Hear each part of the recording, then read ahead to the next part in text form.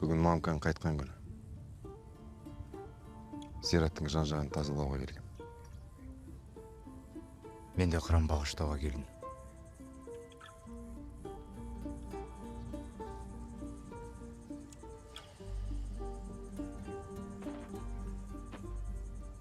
Тоқта. Дималармен байланыспай қойындар. Олар сапардың адамдары. Сапардан ешкім қорқып тұрған жоқ. Теңіз бәрімізге ортақ. Біз де шетелдіктермен жұмыс жасағымыз келеді.